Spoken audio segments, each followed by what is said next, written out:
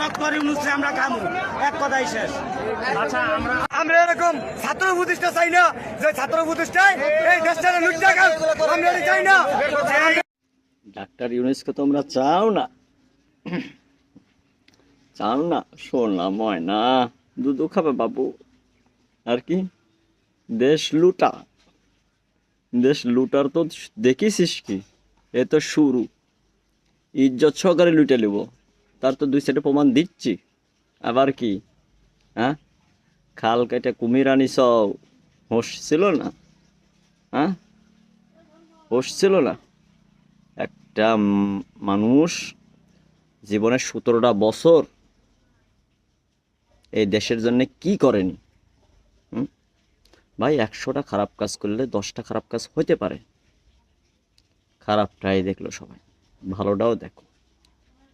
আমাদের স্বভাবটা খারাপ কি জানো? আমরা নিজের ভুল দেখি না, খালি পরের ভুল দেখি। নিজের ভুল দেখা শিখো, ঠিক আছে?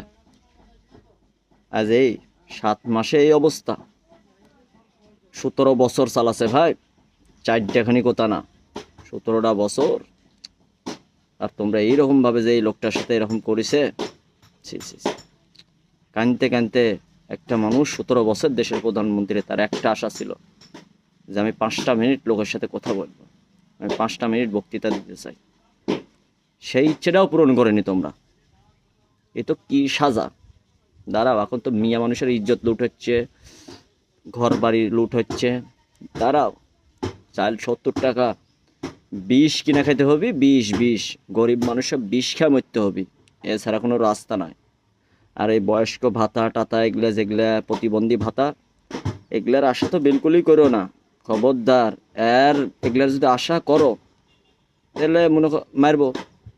হ্যাঁ, এখন যা হচ্ছে তাই চলো। একটা রিস্কাওয়ালার পাশে যা জিজ্ঞেস করো তার কি অবস্থা।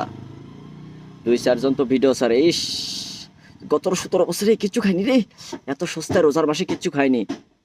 আবে সস্তা দেখে লাভ নাই, জিনিস 5 টাকা কিলো হোক, সে 5টা টাকা তো তোমার পকেটে থাকতে হবে।